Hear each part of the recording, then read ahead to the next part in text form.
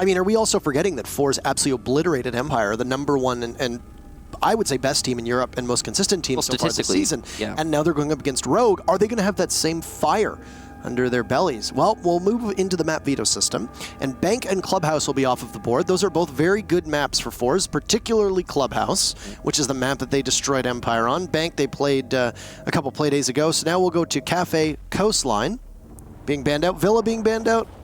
It looks like we might have Border as our map here. Now, this is a good map for both of these teams.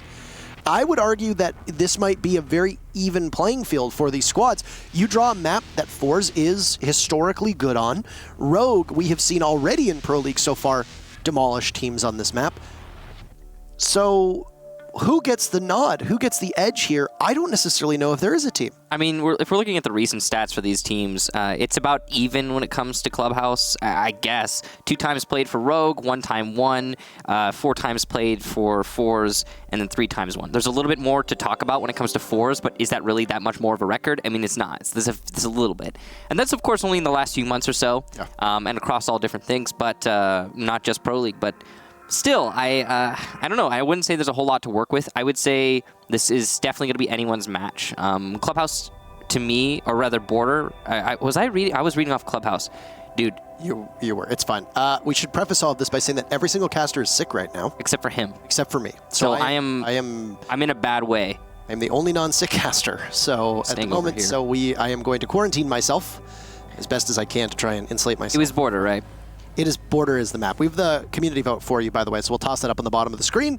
I would imagine that Rogue is probably going to take this one, and it is a little bit more lopsided than I would have expected, with 66% of you putting your hoods up, I believe, is their slogan for Rogue, and then 26 for forZe with 8% draw. So upon second review, I was talking about Clubhouse. Rogue actually takes the nod in terms of the map recent performance on Border. So there you go. They've got a slightly better record. It doesn't matter. We've got both of these teams plenty capable of winning on this map. Yeah. No, I think it's a very, very even matchup for these two teams. When it comes to the map itself, we have the game ready, so we'll load it in just a moment. Border does end up being one of those maps that I've referred to a couple times as being a freak show map, because obviously there's a lot of aggressiveness that happens. It obviously suits teams that are very good at being able to take gunfights. If you are particularly strong in your aim, Border is going to go well, even though there obviously is a lot of strategy that goes on behind it. It tends to occupy a similar role to what we see out of Coastline, which is where, well, teams with good aim are capable of just simply out-muscling a team with maybe some good strategies. And when you see the way that Border plays out, if you're able to commit to an armory or to an office take, you're going to need to assume that part of the map in terms of control, no matter what site it is, unless it's customs, in which monitors is going to be more of your focus. So as long as you're capable of cracking that open and nothing really goes awry in the operator bans, which right now, nothing is really weird. You see a Nomad, a Capitao as your 2 attacker bans. That means that you'll be freed up to run lots of soft destruction, Zofia, Buck, Sledge, whichever you may choose. It's going to allow you to get all the hard breachers off. You can bring a Maverick as your single hard breacher just to poke holes in the defense and not even necessarily need a dedicated hard breacher. And then you could bring a Thermite or a Hibana just to open things up, and of course a Thatcher on the board as well. We're playing Cafe now. We've gone from Clubhouse to Border to Cafe. Just stop typing in the chat. Nobody cares what you think. Like, wow. Like, not hard. Ooh. You know? All right. So we've got an interesting ban phase overall. A lot of hard destructors still available. All of them still available. That's unusual for Border. Usually see like Thermite, for example, get banned out, but it depends on the team you're playing against. To me, these just seem like comfort bans. The thing about the Nomad ban in particular is that it's going to mean when you're defending Armory, you're going to be able to run out on that ventilation balcony and stop someone from rappelling on Sandwich, which is crucial because the Sandwich rappel is the best way to cut off rotations between the half wall and the rest of Armory.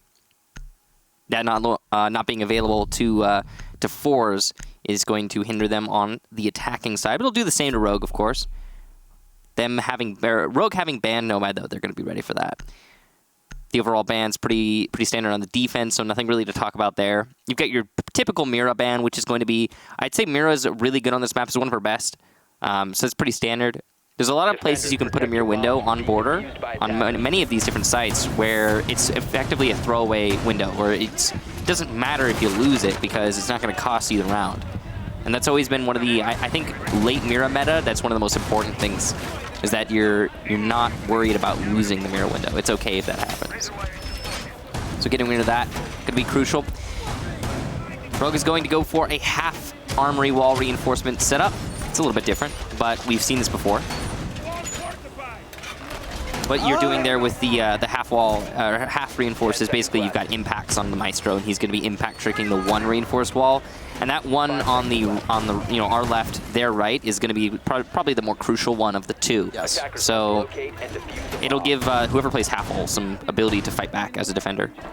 If you look at forZe's lineup, I'm not too upset with what they're bringing to flush out that Maestro. You know, you've got the secondary shotgun in the hands of the Jackal, you've got the Buck on the board, and you've got the Zofia on the board, all three of whom are capable of picking away at the floor underneath the Maestro, which would then push that Maestro out of position, which might make getting the wall on Armory significantly easier.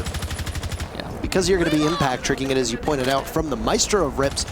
That Thermite might not be as vital as, or might not be as viable, rather, as, say, a Hibana, because it is a little bit trickier to impact trick the X-Kairos than it is to get a single exothermic charge, but we'll see. For now, it doesn't look like anybody has been dispatched from forZe to that bottom floor, so if you are the Maestro of Rips, you don't really need to fear all that much. Now, there's still some slow take here into CCTV from forZe, and Rise is actually going to punish. That's really interesting because Rise was in CCTV, he dropped to customs, and then he ran out by the front door, killed one of the players who was trying to trap him in CCTV still. So forZe are really behind the curve here when it comes to the positioning of the— oh, what a shot! What? The second for Rise in the round, and that's about as clean as it gets. That was absolutely nasty on a WTG, the one player that I had singled out on the roster for forZe that you need to keep an eye on for this matchup. And you look as well at Rogue's lineup. Not just the Evil Eyes, but the ADSs, the Mozzie Pests, the Mute Jammers. An EMP is your best tool as an attacking lineup to pick those away, and you lost your Thatcher right off the hop. So that's very challenging. Additionally, 2 impact grenades from Rips. He'll be able to stop an exothermic charge. He gets pushed away up by the Bach, deals some damage to Pasha. Not able to get that exothermic charge off. Actually, he does at the very final second. Rogue just coming alive as they're 1 kill away from a flawless round now as Pasha's in a 1v5. And he's not going to get it. Rise, 3 big kills. Aces, 2 kills. Call it a full house. Rogue, absolutely dominant on their very first round here on Border. I got to say, Rogue recently, very recently, have looked a whole lot like, in terms of their performance, not actually in the way that they play, because these two teams, in my opinion, have very different play styles. But Rogue and TSM have been looking like the teams to watch in their respective regions recently, in that they have these moments where just the absolute domination begins. And not on slouches. forZe is not a slouch team. They are not a team that gets pushed over easily, but Rogue just trounced them. And that wasn't even, there was no question in that round. There were many things going Rogue's way. It started off just right off the bat with forZe trying to take CCTV. They were doing it in such a slow fashion that Rogue easily maneuvered around them and punished the rappel. And then not only did they punish the rappel, they punished control of CCTV after it was seized by forZe. And it just keeps getting worse for forZe as they try to maneuver to other positions and take other ways into the site. They just keep losing players one after another. And not even just taking, too. That's again, it's that extension of the brutality that we see from some select teams like Rogue, like TSM, where just WTG sitting at the bottom of East Stairs, he's just minding his own business, trying to cut off angles. He's not doing anything risky or anything dangerous. And then he gets destroyed by Rise. Just don't. I think the big thing for forZe was they assessed that there was a Mozzie and a Mute on the board. You're not able to drone effectively, especially if roamers are being enabled by the Pests and the Mute Jammers. We don't exactly know how much of a setup there was from the gadgets of the defenders enabling Rise down on that bottom floor. We saw him drop through the hatch in monitors and then jump out and get the pick on the Shockwave. This time around, forZe will make no mistake about an early play from Rogue as it gets punished, and forZe gets the opening pick with 20 seconds off of the clock. It's aces as well. He's a monster for Rogue with the best stats in all of Europe, or at least did have it going into playdate number 6. And of course, also worth mentioning that it's a Legion, a nuisance operator whose strength continues to grow as the round goes on. Not ideal, but that's the position that you find yourself in. And when Rogue's going to take these kind of chances, it worked on the first round, you're able to win a round because of it. Maybe you can still win this round. It's still salvageable, obviously, but we know the statistics for opening picks. It doesn't usually look all that good if you're committing if you're committing yourself to a 4v5 that early on. Wow, that is Corey down. All right, then. Good awareness of the angles from Pasha. He knows exactly where to shoot, and he got lucky on the when, as Corey was strafing right into that spray. And he'll be put down to very low HP. Rogue gonna have to fight back from that. Of course, that's not even including the opening kill that forZe got earlier. So maybe the domination just for the one round from Rogue, as it's looking pretty good for forZe in this second one. Half the round expired. Rogue is going to, I believe, call the retreat upstairs, as that really crucial moment of time passes. Yeah. You have to relinquish control of the top floor as quickly as Rogue did. You know, number one, you are down a person who was playing up top, but additionally, you've got to now fight on that main floor. It sounds like a C4 goes off, does not connect. That's another tool for Rogue that is missed. So you've lost aces, you've lost most of Corey's HP, you might have just lost a C4 in the hands of Hicks. This is just going to come down to a pure, unadulterated fist fight. Yeah. The sounds as well from Zofia inside of the lobby could be met by Hicks, who's not playing too far off. Pasha's been downed above. I don't know who exactly can get credit for that from Rogue, but forZe now might find themselves in a 4v4. Well, it's definitely winnable, but Rask looks to be picking up Pasha, and it doesn't seem like Rogue's going to be able to punish that. There's Zofia in that open area, but some missed shots from Hicks will allow Zofia WTG to reposition over to Tellers. That barricade actually is going to slightly hinder WTG. He's going to have to relocate. He can't pressure that. And Corey, both Hicks and Corey will be tasked with watching over the Zofia. Spotting position of two members of Rogue will be given away. Down goes Corey, rises here, wins the fight. UMP in hand, but it's going to get tougher now as two more members of Rogue fall. Make that 3. Rise is gone. Rask has 4 kills so far, looking for a 5th, but it's Kama who gets credited with it, and forZe answers back with the diffuser down as well. So basically, they had everything going for them in that round. Nearly flawless, should be noted too. Very close too. So big bounce back there from forZe, showing that this isn't going to be one of those dominant matches. Although it looked like it might have been in the first round. That was a really good clear upstairs from forZe. The big thing is that they got a pick, but they also did a lot of damage. Pasha managed to chunk away at Corey. Corey was saved, yes, but still, the damage done. That allowed Rask to pick up a quad kill. Got that opening kill, and then just swept the top floor, came into the site, did some damage. Round over at that point. When a player is popping off like that, sometimes you can rely on them. In this case, Rask was reliable. forZe take their first round. Rogue will decide to rotate their sights, interestingly. They're not going to go back to ventilation. That is curious, because most would say ventilation is favorable over Tellers, though Rogue is going to stay dynamic. They're going to keep moving things over. Maybe this will work out better for them. Considering how ventilation worked, I'm not terribly, I guess I'm not surprised, but it is definitely interesting. If you take a look at recent performance on this map, Rogue typically defends Armory as their primary, ventilation as their secondary. They've actually only gone Tellers like once in the last few months. Yeah. So this is slightly odd for them, I guess, but it just goes to show Rogue is proving their versatility. Proving their versatility as well. But on top of that, 2 weeks ago, or 2 play days ago, it is very strange that we go through this season so fast. Yeah, so, I know, right? 2 play days ago, you remember that Rogue Vitality matchup? It occurred on Border, and it was very nearly a perfect 7-0 for Rogue. Rogue's bans were Capitao and Mira, but instead they allowed forZe to take those bans out of their hands, so of course that was what provoked the Nomad and Echo bans for Rogue. Echo is a particularly annoying operator, you don't really want to deal with them. Rogue plays really well with the Maestro, so keep a Maestro on the board. And then Nomad is just an exceptional operator to get rid of if you don't want to have to worry about runouts. And in that very first round, we saw exactly why a Nomad being removed from play was so crucial for Rogue. So they're able to play effectively no matter what site it goes on. You mentioned, obviously, that this is not a well-played site or an often-played site for Rogue, and we'll see what they're able to do. Obviously, this beachhead for forZe is going to be over by the offices, X-Kairos will open up some of the area for forZe. It's going to be from the staff area towards the hallway. That leads over towards office. There's a castle barricade to confront. Some of that precious gadgetry from forZe will go off. There's the Ash charge, blows open the wall, right onto drone.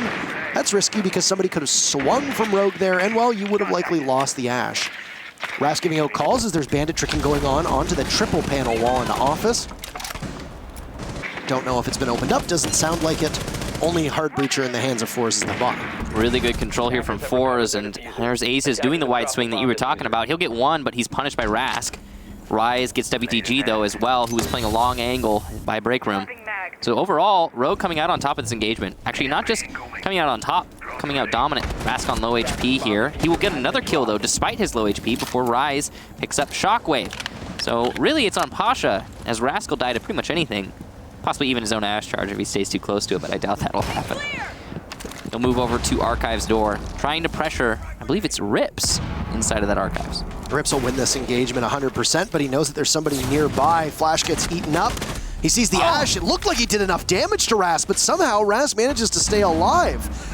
It's now on the hands of the UMP of Rise, who will just simply have a tiny bit more HP. He hears the Ash come on in, but Rask is making this work. How does he have 4 kills yet again?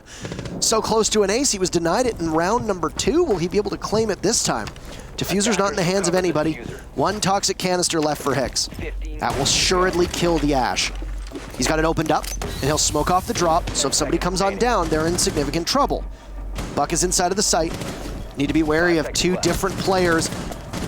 Hicks will get shot. Rush on in! He gets the diffuser, but Rask with the ace right at the final second! He was on 1 HP in a dream! And that dream is not a nightmare, not for this round. Extraordinary play. He's got 9 kills over 2 rounds so far, and he's the reason why forZe is up 2-1. Well, I mean, if forZe win this, we think we'll trace it back to one thing in particular, that'll be Rask. He just single-handedly won 2 rounds for his team in a row. You don't see that very often. A back-to-back round win for one player. That's pretty crazy. 4 kills, then 5 kills. Oof. Rogue actually had that round pretty solidly. Like, they had it in hand, done deal, pretty much. There was very little chance that forZe was going to be able to clutch it up, and yet Rask managed it.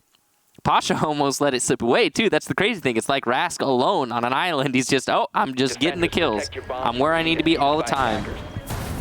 The biggest moment, I think, was probably, I want to say Rips in Archives. Instead of just waiting for Rask to peek or holding a better angle or, I don't know, getting aggressive on the peak, he went for a long strafe, which left him exposed to that wall bang and him costing him his life, and that really didn't need to happen. It was a headshot through the wall from Rask. As you can see, actually, interestingly, Border is an attacker-favored map recently. About 44% for the defense. It's an interesting statistic. 10 seconds remaining. It's those freak show statistics, man. That's what they... I've heard a number of teams refer to it as a freak show map, and I've adopted and rescued the term for my own. So I will use it, and even though it is maybe not the most appropriate term, there you have it. And I mean, freak show plays in really well to what you see on the scoreboard in front of you. Rask has 9 of his team's 10 kills. Nobody else has been showing up. I made mention of WTG, and I said, well, forZe is going to need WTG to play a big match if they want Rogue to do it. Well, I guess Rask heard that. I don't know how, but it has given him motivation to succeed. So yeah, he's succeeding, that's for sure. There's no question about it. Yeah. 9 kills in a total of 10 kills. Doing so on Border while the rest of his team's just basically dying in front of him. forZe's inability to win engagements and to win fights besides Rask has been almost embarrassing, and this could be a 3-0 actually for Rogue if Rask got shut down earlier on. Yep. It's not sustainable to keep your team's success in the hands of a single player. Well, now you say that, but maybe Rask is going to 4K every round. Of course, why did I not think of that myself? Yeah, so it's totally possible. We see that quite common. Yeah, it's very frequent that the Ash player will 4K or ace every single round in Pro League. Rask is only a third. Rask is right now a third of the way towards the most kills that we've ever seen in a single match. That's a really good point. He's a third of the way there, and it's very unlikely that he's going to be able to do that much more consistently. Rogue is going to pick up the very first kill again. It's traded off by WTG onto Corey, who peeks onto that diffuser. And it's the angled grip G8 that we've seen so commonly in the hands of the IQ, splattering the Jaeger inside of offices. Yeah, that G8's so powerful. Probably, I'd say probably the best gun on IQ right now. After that angle grip got added in, it makes a very versatile weapon with a large magazine. That 51 bullets total. You can count the one in the chamber, but you know it's definitely not the best gun in the game for sure. I mean, the alt is better probably, but it's up there now. forZe have control of offices. They're pressuring on the archives from the balconies. Is there nobody inside of B right Yeah, there's... No, it's not. WTG finding all of this entryway as he gets droned on in, engages against Rips. You'll see Toxic Canister go on over his shoulder, and he's been the star for this round. Rask has not been in a position to engage anybody at all. More drone work from forZe as it's Rask droning him on in. He gets taken down by Rise, so 9 kills will be all she wrote. Traded off by Shockwave, so it goes back to a 3v3. Rips had taken some damage earlier on from WTG. 30 seconds left. Deceptively quiet round. Frag grenade gets tossed on in. It'll cut down a rotate as WTG attempts the plant. He'll fall off for the second time. 15 seconds, third time's a charm, maybe. Down below, Nitro Cell. It gets WTG. Aces finds the diffuser down and surrendered inside of the site. Shockwave, you're on deck next. You're the only one left on your team as you watch Pasha die. You gotta go for frags with 2 seconds on the clock. Rogue will hold on, and they'll tie it up. Operators, you have run out of time. 2-2 for Rogue there. All right. So it seemed like the rest of forZe were starting to wake up after we saw Rask die early, but it just wasn't enough in the end. Definitely need to have Rask have a little bit more of an impact on the round, it seems, for forZe to take the round. I'm sorry, I am so... It's my bad. But the overall picture of that round was pretty simple. It was just an office take for forZe. They got way too much control for way too little effort. But it was seemingly a ploy from Rogue as they wanted that control to come in, or that's how it appears, because Rogue punished forZe so much for their fountain and office control, and then their inevitable attempt at a plant inside of archives. I will say that there was a little bit of luck there on the side of Rogue. That C4 from Aces from below. Enemy walked right into it. Wasn't really well placed, but he got the kill. So I guess in a way it's well placed. It just it was a prediction. There you go. It was a prediction, and a smart prediction from Aces. But also a little bit lucky. You get a little bit of that layered in there with your round. There's also Rask getting eliminated by Rise in the hallway. That was a really big flank from Rise. I'm not really sure how he accomplished that, to be honest. I believe he came up from the east stairs, but because it couldn't have been office. He got the kill from the east stairs. So I'm surprised about that because there was a drone at the bottom of the east stairs watching the flank for forZe. Just a little bit shocking that he got away with that. But Rise was, of course, getting an impactful frag there as he eliminated the top performer for forZe. Really interesting round overall. 2-2. So definitely an intense match so far, but most of these rounds have been pretty... Like, there's always these linchpin moments for either team where this guy dies or that guy dies or this control is lost. This C4 lands. It's really, like, distinct when the round is lost. Or won. Now over towards round number 5 here. The site that's going to be played back downstairs to Ventilation and Workshop. Now, Armory is the only site that we have seen Rogue win, even though it came close on Workshop, not so close on Bathroom and Bathroom Tellers. Why is that? Well, there was one man that seemed to make it an unwinnable situation for Rogue. If Rask can continue to pull 4Ks out of his, I'm sure there's a scientific term for that word anyway, then, well, forZe is going to be an unstoppable machine. Very narrowly ending up in the very first bout of this round, as Aces was watching the window where Rask was positioned. Pasha taking some damage, so there's somebody. It looks like it's maybe just 10, maybe 15 damage. Who exactly knows? Half of the round eclipsed, and Rask by the balcony looking in towards break room. He'll watch the back of WTG in case somebody creeps up on him. WTG just crouch walking in. He sees the alibi. And he spots Aces, somehow wins the fight with so much ammunition, won't be able to do much against the Mute, who peeks on out, and Rips has his teammates back. So while forZe gets the opening pick, the answer is there from Rogue. Pasha's in, hot in pursuit, tosses out a grenade. Rips and Corey are gone. That's the 10th kill for Rask on the board as well.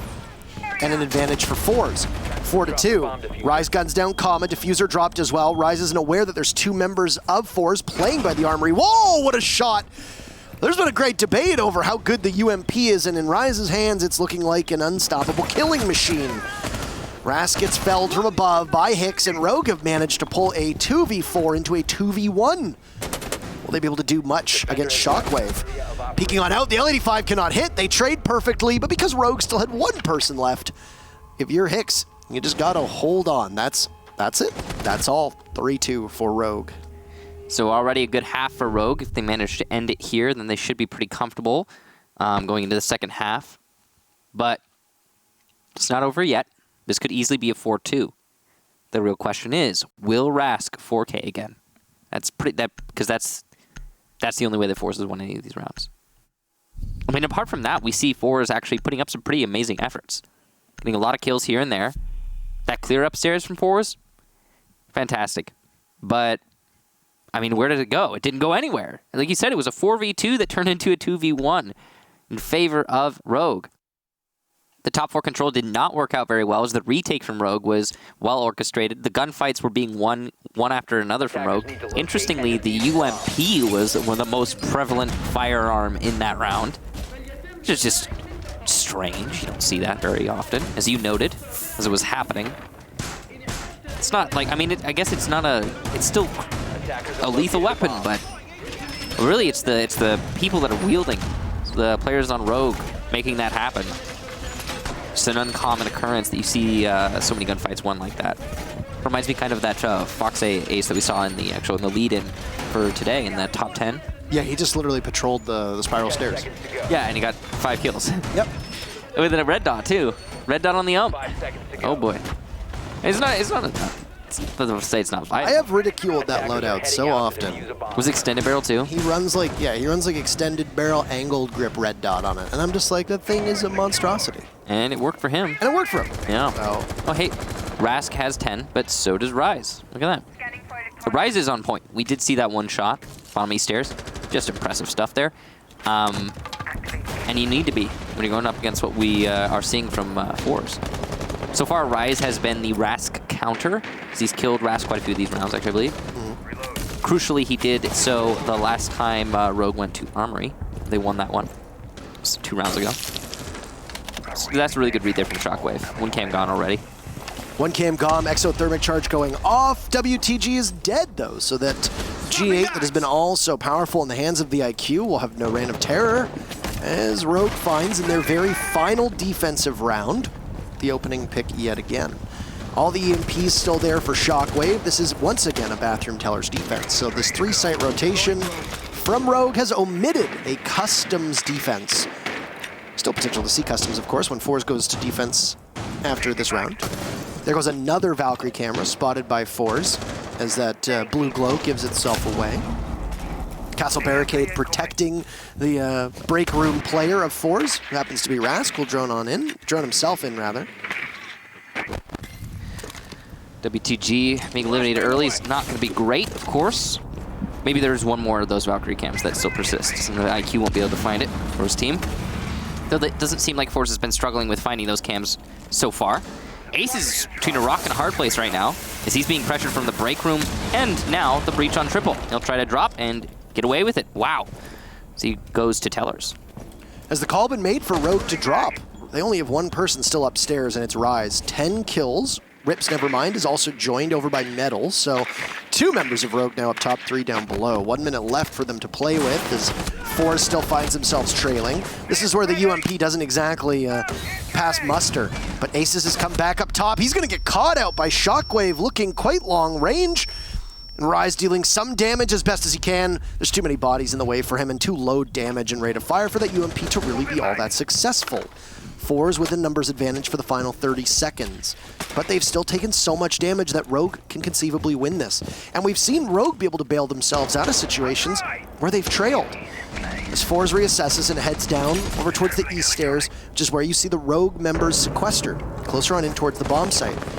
Hicks has 1 toxic canister left with 15 seconds, perfect timing. He can huck it over towards the window, and it'll go off and just tick away at some of the life of the members of forZe.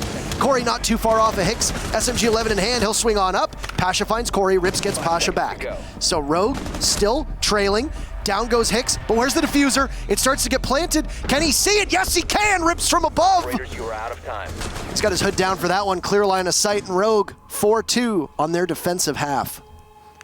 Well, big clutch there from Rips. forZe with an effective clear of the top floor. There were a few plays that went awry for Rogue. The attempted retake of the hallway from Aces. The play that we saw from Rise as he attempted to stay inside of Office. He was a little bit late on his rotate. Or I should say, I guess, a little bit early on his rotate. As the droning came in after he rotated into Suicide, forZe got information on him. Easy lockup of Office control. Like you said, the UMP not really good when put in a corner. The peek into the hallway from Aces, not ideal, as he couldn't get anything from that. So that retake falling flat on its face for Rogue, well then, okay, it looks a little tricky. But there's not much time left. Rogue did waste a lot of that time. So maybe it's winnable for Rogue. But then, the icing on the cake and the final nail in the coffin, I guess you could say, for Rogue's defense there, or so it seemed, was when the smoke didn't accomplish anything by Tellers. Saw that easy kill come in for forZe, locking up the angle, nothing done to deny the plant or get a kill or make it easier for Rips. But oh, what's this? They're planting right above a pre-made murder hole inside of Office with 0-0-0 on the clock. And Rips is like, wow, you're just giving it to me. I'll take it. Not gonna look that give force. Giving it away. It's free. Come get your damn kills. So, Rogue obviously happy with that half. 4-2. And again, I will remind you guys, none of these rounds have been won for forZe, unless Rask gets a 4K. I said that in the least eloquent way possible, but I'm gonna blame my stuffiness. That's fine. Yep. Dude, I woke up this morning and honestly, I was fine. Not this morning. Woke up this afternoon, I was fine, and then suddenly it just hit me. I was like, whoa, whoa! Out of nowhere. It happens. I mean, it's been a period of time where a lot of people are getting sick. We're in the middle of flu season. Yep. Get your flu shot, by the way. Just a friendly reminder to everybody watching. We like to try to encourage you to go get hydrated. We try to encourage you to get up, stretch your legs, etc. Stay healthy. Stay healthy. After this match is done, get up and stretch your legs, get the blood flowing.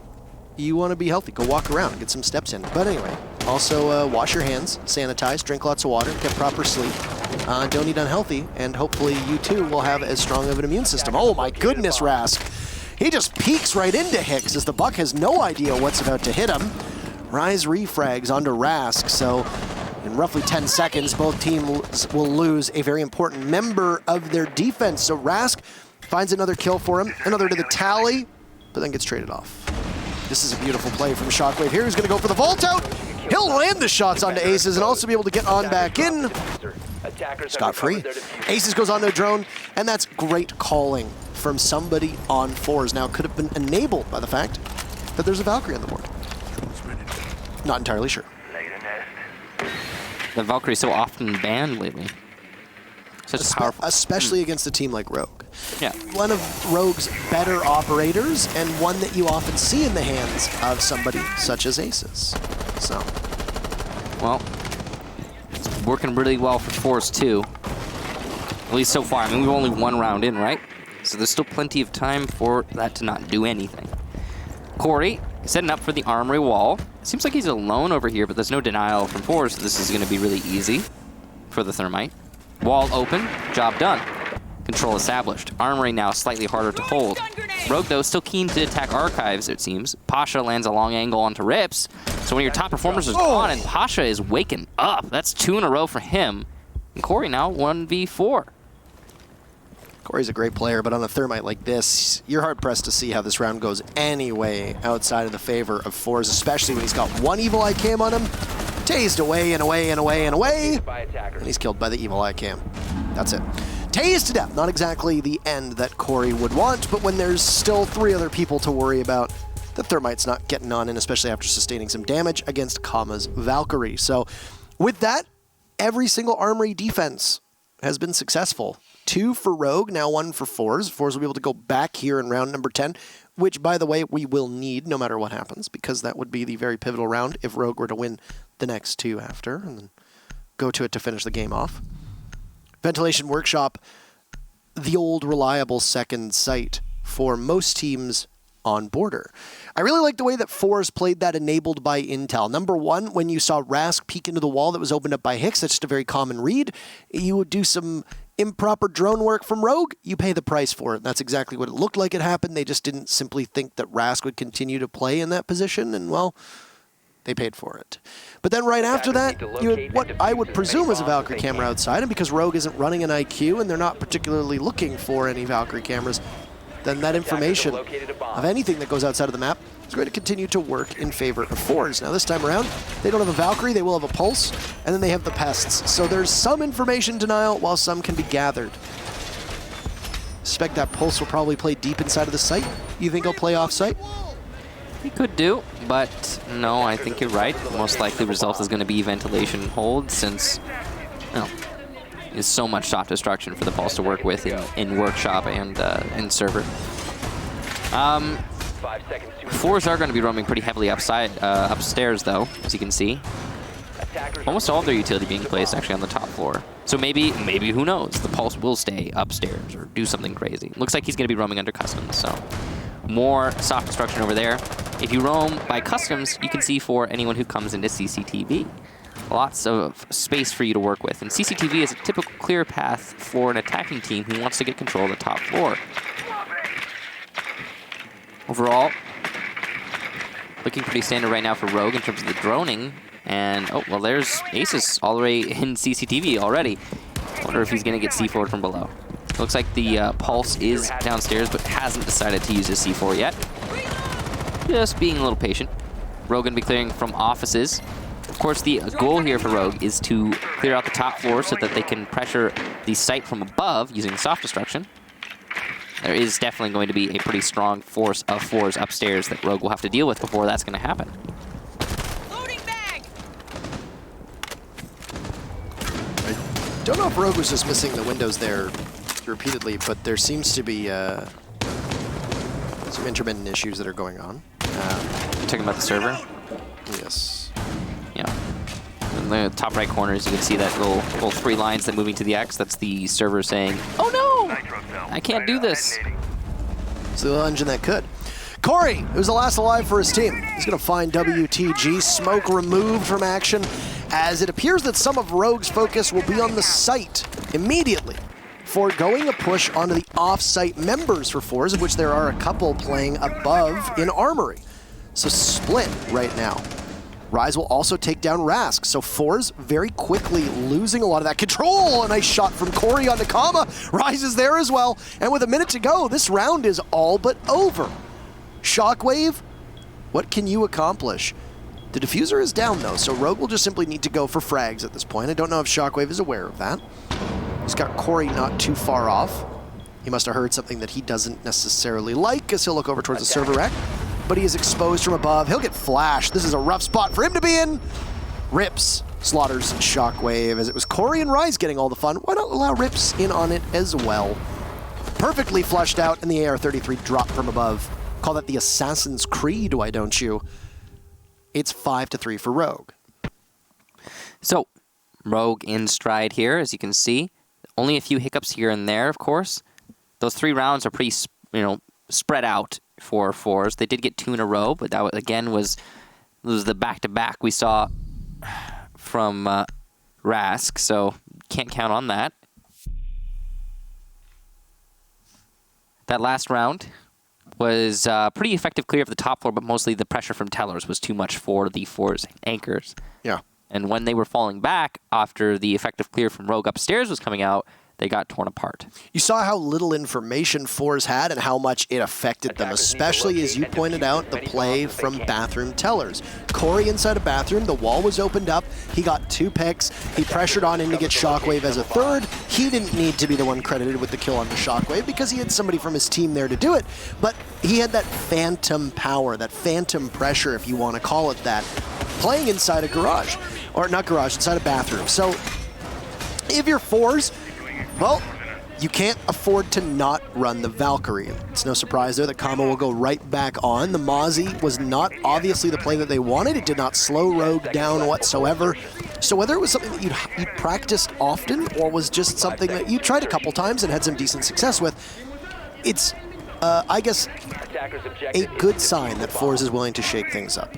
You know, the reason why we saw that position from McCory in the bathroom be so effective is because those walls were opened up, right? And the walls were opened up, they were unreinforced because of how much utility forZe invested upstairs. I mean, you can make those decisions sometimes and get away with it, but Rogue read that so well.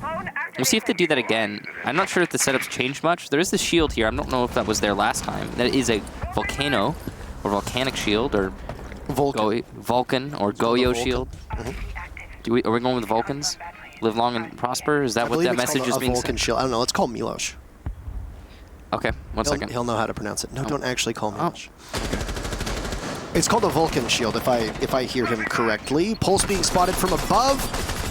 No damage done to Shockwave, but Kama is there. He's got the C4 in hand, and Rise is gone. So the IQ gets brought out from Rogue. That's an experiment that does not last too long. So the results, maybe not what you wanted as your science experiment blows up in your face, Rogue. It's also going to allow Shockwave to continue downstairs unabated. He doesn't have anybody who is going to be his natural predator, so he'll continue to just roam. Shockwave there to take out Corey, so doesn't matter if it's the cardiac sensor in his hands or the UMP. He's obviously doing a good enough job in that role. forZe, very similar to what we saw from the previous round, but just reversed. forZe gets the 2 opening picks, and they do so decently quickly. Rips, I'm going to be clearing out some utility up in archives. Now, we've seen Rogue bounce back from some pretty trying times through this match. Definitely possible that they're going to be able to do it again, but it's going to come down to some heroics. Rips has had a pretty amazing match so far, so there's lots of chance for him to do that as well. Get some kills up here, the players inside of archives. forZe hasn't fallen back, which is quite interesting. They're taking the control upstairs, they're leaving it. They're like, you know what? We could just fall back to the site and wait this out, but ventilation is so hard to hold from just below. I understand the thought process here for forZe. I wonder if it's going to work out for Rogue, though, because that means it's a 2v3 upstairs instead of a 5v3 downstairs. Yeah. You can fall off, though, if those hatches are open, which it's almost assured that they will be, so Aces is completely blind on information inside of Teller's. 30 seconds left, and you can tell that Rogue have no idea what to do next after having lost Corey and Rise earlier on in this round. It's going to get worse for them now as down goes Rips. Shockwave will not find the buck of Hicks, but still, that's really it. 1 kill, but then 2 on the board. This is a 2v2. It's winnable, but Rogue will have to walk into a crossfire. They need to figure out the location of Rask and Kama, and Hicks is going to be in this position to be able to stop it. Shooting from above, will the buck be able to do anything? You need to pull the trigger. No, there's 2 members of forZe. Diffuser's down, but it doesn't matter. Kama credited with both of those kills. As things fall apart, it went from bad to worse to good to even worse for Rogue, and forZe will tighten things up. They'll win Workshop on their 2nd attempt in an absolute slaughter in the final 5 seconds of action. Yeah, so, well, the top 4 clear, fell flat on its face for Rogue. Then suddenly they start to come alive as they transition over to the site. That was a really crucial moment there at the end where you saw Kama get that double kill. The reason he was allowed to do that is because you saw Hicks get distracted by the Jaeger above. Really unfortunate timing there for Hicks. And, well, Rogue punished by that transition of the angles that the buck was holding. Now Rogue still in the lead. But forZe not out of the match. That's the crucial thing. That could have been match point, but not so. The second time's the charm for forZe. They won that ventilation hold. Now they'll get to go back to their main site, which is Armory. Could easily be even out here at 5-5, as Armory was a well-defended site for forZe. They look pretty comfortable here, actually. Very comfortable. And in a solid, was it 4v1? forZe won it against the Thermite. He was trying to push through Armory by himself. Corey got Kama and then was killed by the Maestro Cam. Yes, that's exactly what happened. Armory has not been dropped by a defending team in this matchup. So yeah, forZe, given those circumstances, given that history and track record of the site, should be able to put this at a 5v5. Obviously, things change. The key point of that attack, if you recall, was that Rask was playing close to the office wall. Triple panel was opened up by the Buck. Rask was able to get a very unexpected pick. Additionally, Shockwave likely being fed information from a Valkyrie camera that was tossed outside. As you can see, Kama opening up the window, and there goes a black eye cam. Well, he was able to play off of that and get back scot-free. The bigger story for me for forZe is that over the last 4 rounds, Rask has only picked up a single kill, and it was that pivotal play on the Goyo in round number 7, the very first defense for forZe. Outside of that, it's everybody else on forZe who have been able to wake up and take hold of the round. And that's what forZe needs. Last round, you saw Shockwave do exceptionally well, and the round before that too. You also saw Kama come alive. WTG has been picked off early, but he's still gotten in some contributions, even though he and Pasha are trailing in terms of the impact they've had on rounds when it comes to simply killing their opponents. And Rask, as I mentioned, who has gone quiet in the second half, will sit out round number 10.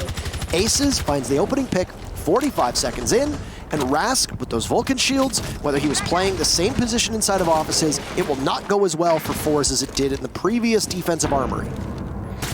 Ace's lifeline from below, but the target has moved on, so no damage done there. He will get one of the ADSs, though, so at least it's going to open up for maneuvering by the armory wall. He'll also get a kill from below. That's his second in the round. Waiting for a mark from the player that's playing Sandwich. It's going to be Shockwave on the Maestro. Could get a lifeline on below him, do a lot of damage. Pasha aware there's a player inside of ventilation, so he'll spray through the wall and hope to catch his enemy. And actually does a lot of damage to Aces, as a matter of fact. Rise. Aces has been the star of the show so far, and as that wall's opened up, obviously the gunfire from Rise will try to suppress the Maestro of Shockwave, and will do just that as, well, the Maestro has to sit much farther back. I was just going to say, Rise opening up an angle there into the site. Good control. Pasha's still doing a little dance with Aces, as you can see, and he'll lose that dance, I guess, as Aces will pick up the kill. That's his third for the round, and on such low HP, very impressive stuff. WTG now aware of the problem from below and trying to fix it, holding an angle through the drop down.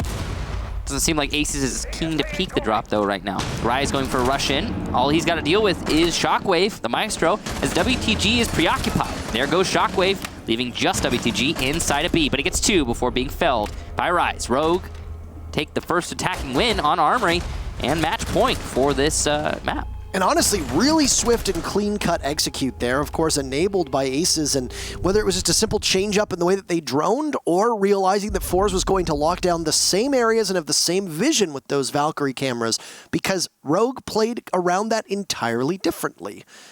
I'm very impressed with the way that Rogue was able to dismantle that setup from forZe. It all started with the kill onto Rask and then snowballed from there, while Aces was able to go off and do things on his own.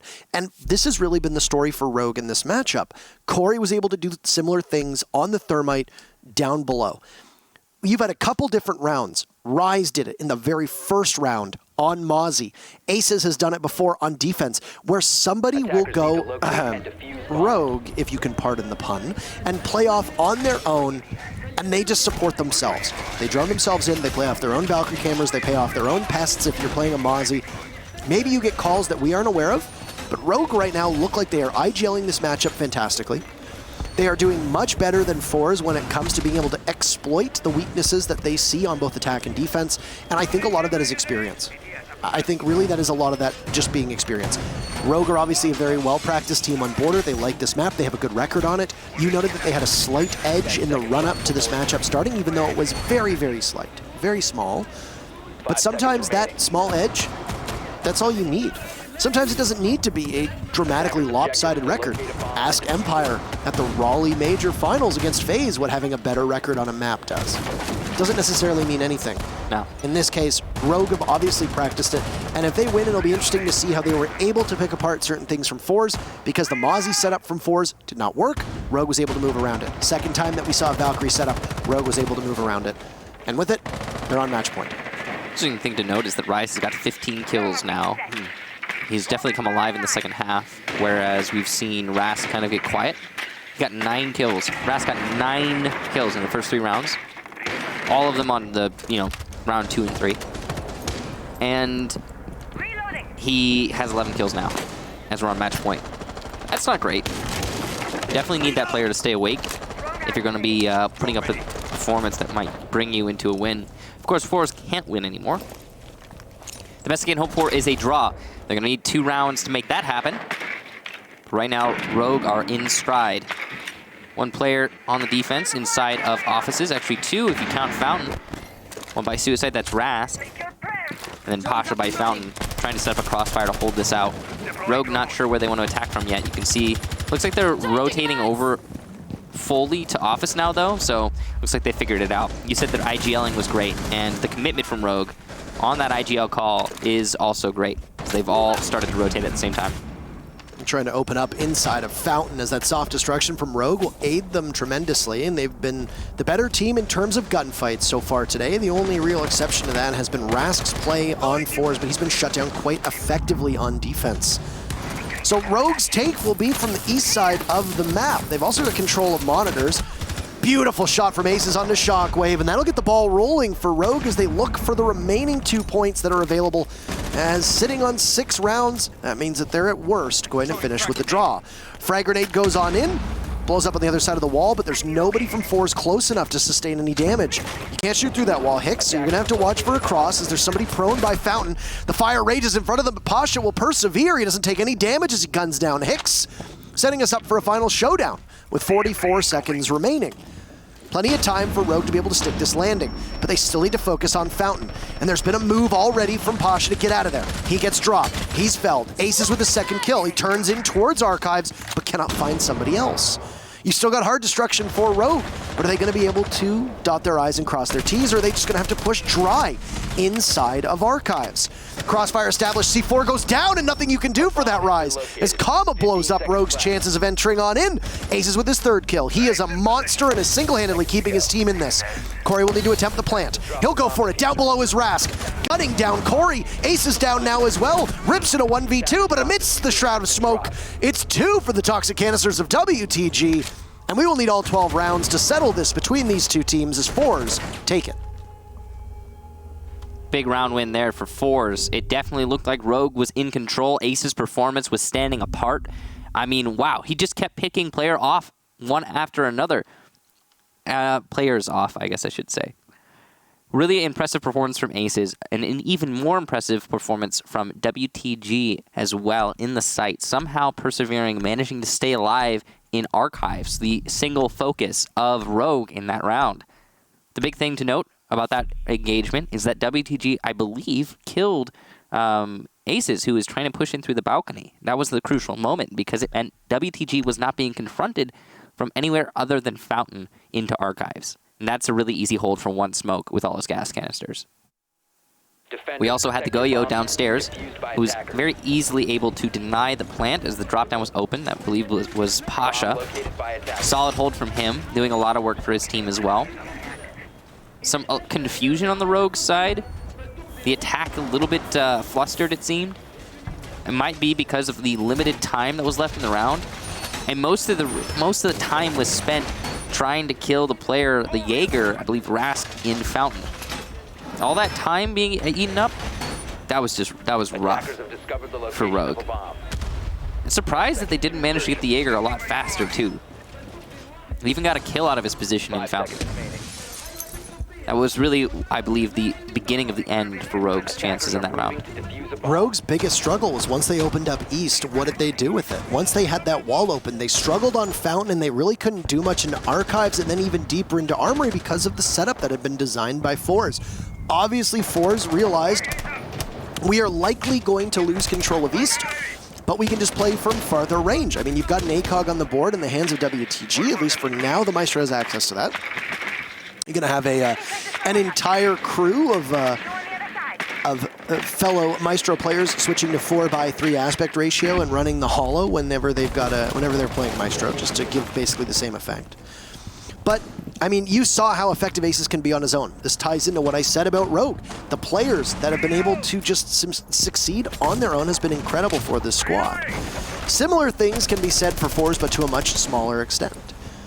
Doesn't really matter though, because as forZe might not have been the better team in a number of rounds, they're still close enough to be able to pick up a single point. They came in 7th place. They are desperately going to need it as the rest of EU continues to separate from the pack. And if Rogue were to pick up all 3 points, then, well, that lead for the top teams would continue to get greater. Enemy spotted. Really good information here from Rogue upstairs. Rise not going to capitalize immediately.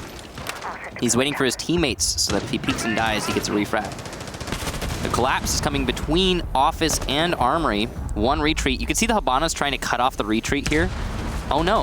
Goyo just decides to stay. Pasha will die very easily because of that. That was foolish. I don't know if he was reading it incorrectly, but there goes a C4 up shot by Rise. He's on one today. He's got the most kills for his team. He'll swing around. 3 kills for Rogue, plus the opening will basically make this one in their favor. Joining the club is Shockwave. An early death for him as WTG with the Alda will gun down 2 members of Rogue. Still winnable. If there's a gun that's going to be able to pull this off, it's the Alda, but WTG cannot afford to trade out more than his 25 HP. And there's Hicks. So close yet so far for forZe. 5 rounds is not enough. This map, good for both teams, but Rogue was the better one today. They win 7-5. Big win there for Rogue, and those points are going to push them up to that top position, of course. They are feeling pretty comfortable in that match. Yes, it came close, but honestly, throughout that entire match, it seemed like Rogue was in control. There were a lot of upset rounds, really, for forZe. That's the main takeaway for me. Big performance from Rise, 16 kills. And again, notably, Rask getting 9 kills in the first 3 rounds, 12 kills at the end of the match. Yeah. Rask falling off in the second half when the side swapped was huge, but also keep in mind that 9 of his kills came in 2 rounds. True. As you noted, if he keeps getting 4Ks, they're obviously going to do well. That's not really sustainable. We said that in a bit of a cheeky manner, but it's also very true. Yeah.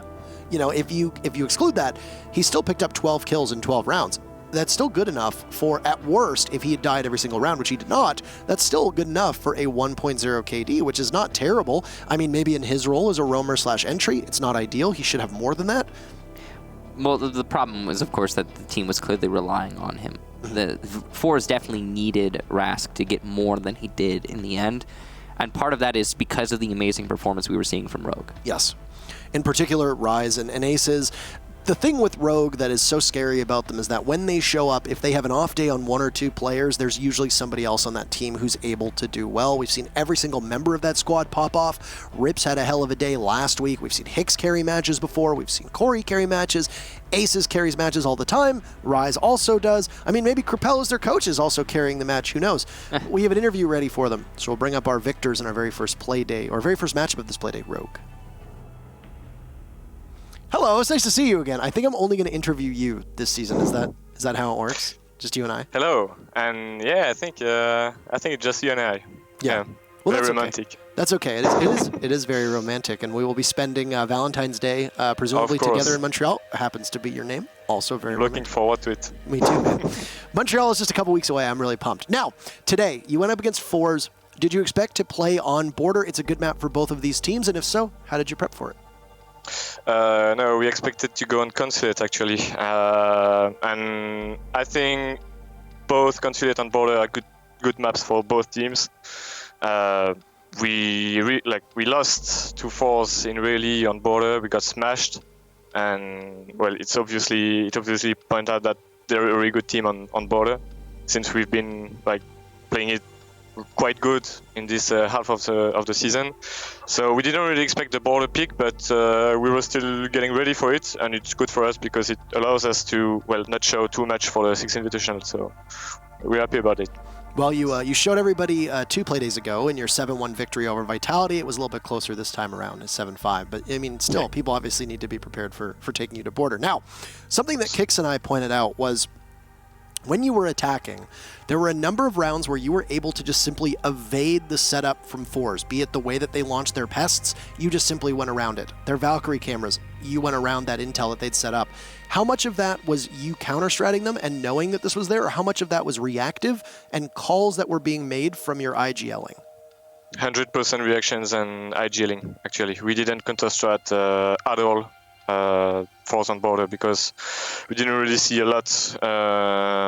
We didn't really see them a lot playing on Border. So when there is not too much to concentrate. It like it's not necessary. You just show up in your own game, and well, it works. And today Higgs had a really great agiling, so he usually has, but today was even better.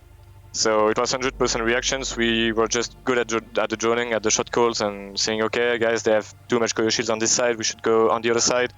And well, we didn't. At the end of the day, we didn't really need the IQ to control the Valkyrie. So yeah, well, I think it's a bit a part of luck as well. But hey, you need some as well, right? Yeah, and I mean, you in particular had a good day. Last question for you was, noticing Rask's fall off in performance, the question that needs to be asked was, how much of that was you deliberately trying to contain him versus how much of that was just him simply putting in a worse performance on defense for a variety of other reasons? Well, I think, well, here is the thing. I'm supposed to be the entry of the team, but on border I have a, well, particular gameplay. I'm mostly holding flanks with Ash because that's how the map works. We don't need my utility, and I think Rask was just playing the areas I was contesting with my flank hold, and when I was pushing, well, I didn't really see Rask. Honestly, I'm not paying attention to the kill feed, so I don't really know when I killed him, but I honestly think it's just a matter of well, him playing in the area I'm supposed to control, and well, I was just better at that moment than him, maybe, or maybe a bit more lucky as well. Maybe I had better timings than him. Overall, it's just, well, we just meant to fight each other in our respective roles. It was like a Godzilla versus King Kong type deal today, with both of you breaking a huge amount of kills. But as you could say, and you can brag. You don't even need to be humble. You can just say, today I was better, and I think that would be perfectly acceptable. So, with that said, those are the questions for today. Anything to say? This is the last interview before we see you in Montreal. Yeah. You get the first interview of the day. What do you want to say to the fans and the viewers? Well, I really would like to thank them a lot, because without them, I wouldn't be there. I wouldn't be, and when I say I want to say the whole Siege pro community, and including my team. We wouldn't be there. We wouldn't be doing what we love, and that's something huge. We're all going to the 6 Invitationals in 2 weeks, and well, that's mostly thanks to them. So, and to Ubisoft and ESL. So thank you very much to the fans, and once again, I love you, Rogue Nation. You and I and the rest of your team actually flew to the Invitational last year together. Won't be the case this time, but it was nice spending time with you there, and among all the other teams, it will be nice to see your team there too. Enjoy the rest of your day, and we'll see you in a couple weeks. Thank you. Thanks. I'll see you too then. Bye.